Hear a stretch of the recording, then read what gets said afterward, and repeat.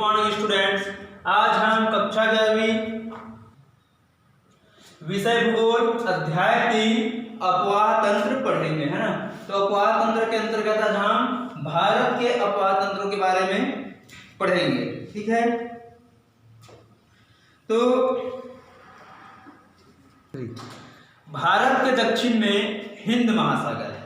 तो प्रायद्वीपीय भारत ने इस उत्तरी हिंद महासागर को दो भागों में बांटा है ना, अरब सागर और बंगाल की खाड़ी। तो भारत का अपवाह तंत्र भी दो भागों में विभाजित है। पहला है अरब सागरोन्मुख अपवाह तंत्र और दूसरा है बंगाल की खाड़ी की ओर उन्मुख अपवाह तंत्र, है ना। तो ये दो अपवाह तंत्र है। सबसे पहले हम देखेंगे अरब सागरोन्मुख अपवाह तंत्र।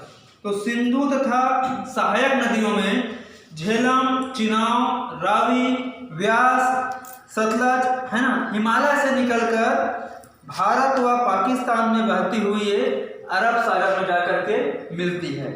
मध्य क्षेत्र में लूनी, माही, नर्मदा व ताप्ती तथा दक्षिणी क्षेत्र में पश्चिमी घाट के पश्चिम में बहने वाली छोटी छोटी किंतु तीव्रगामी नदियां भी इसी अपवाह तंत्र में सम्मिलित है। दूसरा है बंगाल की खाड़ी की ओर उन्मुख अपवाह तंत्र। तो इसके अंतर्गत हिमालय से निकलने वाली वे नदियां हैं जो अरावली जल विभाजक के कारण सामान्यतः पूर्व व दक्षिण पूर्व की ओर बहकर बंगाल की खाड़ी तक पहुंचती है। इनमें गंगा तथा उसकी सहायक नदियां, है ना, इनमें यमुना, चंबल, सोन, घाघरा, गोमती, गंडक, कोसी आदि हैं। तो उत्तर पूर्व से ब्रह्मपुत्र नदी भी गंगा में मिल जाती है। दक्षिण पूर्वी भारत की समस्त नदियां बंगाल की खाड़ी में गिरती है। तो इसमें प्रमुख है दामोदर, महानदी, गोदावरी, कृष्णा, कावेरी आदि ये प्रमुख नदियां हैं। तो नदियों की उत्पत्ति के आधार पर हम आगे विभाजन देखेंगे, है ना। तो नदियों की उत्पत्ति के आधार पर भारत के अपवाह तंत्र को भी हम दो भागों में विभाजित करते हैं। तो नदियों की उत्पत्ति के आधार पर हम विभाजन पढ़ेंगे। तो नदियों की उत्पत्ति के आधार पर इसको हम दो भागों में विभाजित कर सकते हैं। पहला है हिमालय अपवाह तंत्र तथा नदियां, दूसरा है प्रायद्वीपीय भारत का अपवाह तंत्र तथा नदियां। तो पहले हम पढ़ेंगे हिमालय अपवाह तंत्र तथा नदियां, है ना। तो हिमालय का अपवाह जो है वो ढाल की संरचना के अनुरूप, है ना, अर्थात कहा जाए कि वो अनुगामी नहीं है, ये क्या है, पूर्वगामी है।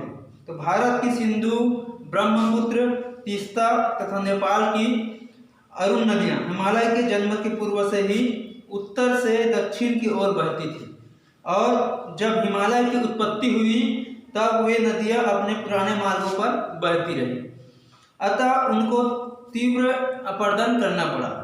तो फलस्वरूप इन नदियों ने 1800 मीटर, है ना, 1800 मीटर से 3600 मीटर तक गहरे व सकरे महाखंडों का निर्माण किया है।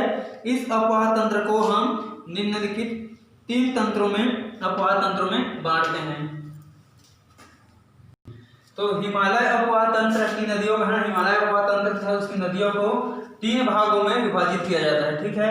पहला है सिंधु अपवाह तंत्र, दूसरा है गंगा अपवाह तंत्र और तीसरा है ब्रह्मपुत्र अपवाह तंत्र, है ना। तो इस क्रम में हम सबसे पहले पढ़ेंगे सिंधु अपवाह तंत्र के बारे में, ठीक है। तो सिंधु अपवाह तंत्र तथा गंगा अपवाह तंत्र, है ना, इसका विभाजन दिल्ली के आसपास 270 मीटर ऊंचा क्षेत्र करता है, ठीक है। तो इसे सिंधु गंगा जल विभाजन कहते हैं, ठीक है। तो इसके अंतर्गत हम नदियों के बारे में देख लेते हैं। सबसे पहले सिंधु नदी। तो सिंधु नदी कैलाश पर्वत श्रेणी के सिंगी खबाब झरने से निकलकर तिब्बत तथा लद्दाख में उत्तर पश्चिम दिशा को बहती है, जिसमें प्रमुख नदियां जास्कर, श्योक, गिलगित, शिगार आदि हैं, जो 550 किलोमीटर क्षेत्र में बहकर हिमालय पर्वत को एक गहरे एवं सकरे गाढ़ द्वारा पार कर दक्षिण पश्चिम दिशा में मुड़कर पाकिस्तान में प्रवेश करती है, जो दक्षिण की ओर बढ़ती हुई पूरे पाकिस्तान को पार कर वह नदी अरब सागर में मिलती है ना। दूसरी नदी है झेलम, आगे देखेंगे है ना, सिंधु नदी की नदी है, झेलम है। तो प्राचीन नाम इसका वितास्ता नदी था, है ना, झेलम का। तो झेलम नदी कश्मीर में शेषनाग झील से निकलकर उत्तर पश्चिम दिशा में 115 किलोमीटर बहकर बुलर झील में जाकर ये मिलती है। यह नदी महान हिमालय और पीर पंजाब श्रेणियों के मध्य बहती है। दूसरा है चिनाब नदी, है ना, चिनाब नदी। तो चिनाब नदी लाहुल में बारालाचा दर्रे के विपरीत दिशा में 4000 चिनाब नदी जो है लाहुल में बारालाचा दर्रे के विपरीत दिशा में 4900 मीटर की ऊंचाई से चंद्रा और भागा नामक दो नदियों के रूप में हिमनद से निकली है। ये दोनों धाराएं टांडी नामक स्थान पर मिल जाती है। यह नदी महान हिमालय व पीर पंजाब श्रेणियों के मध्य हिमालय के चंबल जिले में उत्तर पश्चिम की ओर बहती है ना। तो ठीक है स्टूडेंट्स, आगे का ध्यान नेक्स्ट वीडियो में पढ़ेंगे। Thank you.